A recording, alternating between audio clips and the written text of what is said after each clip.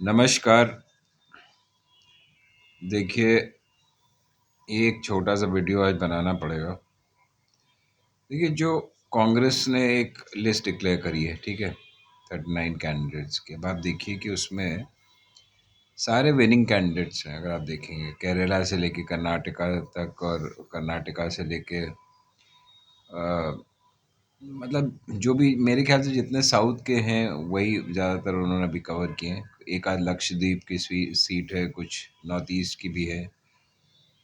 तो जो भी कैंडिडेट डिक्लेयर है, इसमें राहुल गांधी का भी नाम है। तो सारे विनिंग कैंडिडेट्स हैं, ठीक है? तो इससे क्या दिखाता है? इससे ये दिखाता है कि कांग्रेस और मतलब इस कॉन्टेस्ट को, इस इलेक्शन को कितना सीरियसली ले रही है। बहुत अच्छी बात है, ठीक है? कोई जल्दबाजी करने की ज़रूरत नहीं है। ऑन दी अदर हैंड ये जो जोकरों की पार्टी है, भारतीय जनता पार्टी, ठीक है? ये लोग क्या कर रहे हैं भैया? ये लगे इनके पास कैंडिडेट्स ही नहीं है। ये कर रहे हैं वहाँ पे अपना तोड़-फोड़। कांग्रेस के ही कैंडिडेट्स को पैसा खिला-खिला के, और जो मतलब जो बिके हुए लोग हैं, जो बिक बिक सकते हैं, जो पिछवाड़े से पैदा हुए थे, जो मैंने आपसे पहले ही बताया कि जो लोग छोड़-छोड़ के जाना चाहते हैं पैसे के लिए या किसी भी वजह से, वो भैया पीछे से ही पैदा हुए हैं, ठीक है? अब उनको अच्छा लगे या बुरा लगे, वो हैं इसी लायक। तो ऐसे लोगों को तोड़ रही है। कौन तोड़ रहा है? वो साला, वो जो तड़ी पार है अमित शाह और नरेंद्र मोदी। मानी हुई बात है, यही दोनों हैं, मिलके लगे रहते हैं। तो इनको जो है कैंडिडेट्स ही नहीं इनके पास।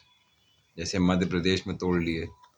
तो ये सब से होगा क्या? ये सब से अगर इनको लग रहा है कि इनको वोट मिल जाएगा, तो इनकी बहुत बड़ी गलतफहमी है, क्योंकि लोग जो है ना, इनको लात मारने पे तुले हुए इस बार। सीधी सी बात है।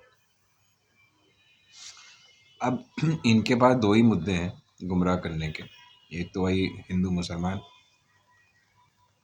दूसरा जो आधा अधूरा राम राम मंदिर इनॉग्रेट कर दिया, और दो दो तीन और घिसे घिसे पिटे मुद्दे हैं। काम इन लोगों ने, सालों ने कुछ किया नहीं। बेरोजगारी चरम पे है, नौकरी दे नहीं रहे हैं, ठीक है? अदानी अंबानी को बढ़ाए चले चले हुए हैं, और दुनिया भर का जो है नौकरियां खाए चले जा रहे हैं। अग्निवीर पैदा करने के चक्कर में लगे हुए हैं। ये सारे मुद्दे कांग्रेस रेज कर रही है, और कांग्रेस ने अपने जो अभी अघोषित मैनिफेस्टो में डिक्लेयर कर दिया। एक तो देखिए, बहुत इंपॉर्टेंट पॉइंट उन्होंने कहा है कि हम कास्ट सेंसस करवाएंगे। कास्ट सेंसस का बस फ़ायदा यही वो कह रहे होगा कि पता चल जाएगा कि भाई कितने पिछड़े हैं, कितने अगड़े हैं, कितने कौन हैं, और कितनों के पास नौकरी है, किन के पास नहीं है, कितनों के पास कितना धन है। और वो उसको यूज़ करेंगे, उस सर्वे को सोशल इन मतलब इनइक्वालिटी दूर करने के, मतलब बराबरी लाने के लिए उसको यूज़ करेंगे। उसमें चाहे उनको रिजर्वेशन की सीमा बढ़ानी पड़े, चाहे जो भी करना पड़े, उस दबे कुचले तबके के लिए काम करेंगे जिनके पास कुछ नहीं है। चाहे उनको घर प्रोवाइड करेंगे, उनको आसान मतलब दरों पे लोन प्रोवाइड करेंगे, उनके लिए स्कीम्स लाएंगे। पहले ही उन्होंने अनाउंस कर दी 72,000 रुपये वाली, 6,000 रुपये महीना वाली। उसके अलावा काम की गारंटी अश्योर कर रहे हैं, बहुत बड़ी चीज़ है। अभी शायद हेल्थ का भी आएगा, बट काम की गारंटी का मतलब ये है कि आप जो भी ग्रेजुएट होगा और डिप्लोमा होल्डर होगा, एक अप्रेंटिसशिप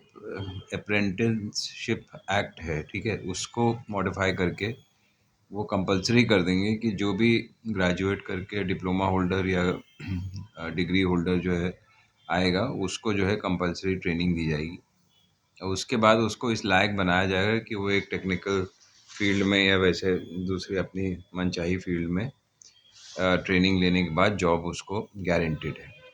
1 साल के लिए उसको एक अप्रेंटिसशिप अलाउंस दिया जाएगा, जो 1 लाख रुपए होगा, ठीक है? ताकि आप सड़क पे ना रहें, आपका काम चलता चलता रहे। तो ये बहुत बढ़िया स्कीम है, एक तरीके से एम्प्लॉयमेंट गारंटी स्कीम।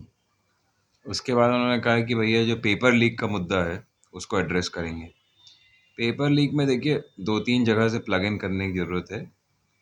एक अकाउंटेबल संस्था को दिया जाएगा जो कराएगा, और उसमें बहुत सी चीज़ें हैं, येस नो वाले आंसर्स, क्वेश्चन आंसर्स हो सकते हैं, multiple set of question papers हो सकते हैं, कई चीज़ें हैं, और उसमें सज़ा का इतना कड़ा प्रावधान कर दिया जाए कि किसी की हिम्मत ना हो साले की पेपर लीक कराने की।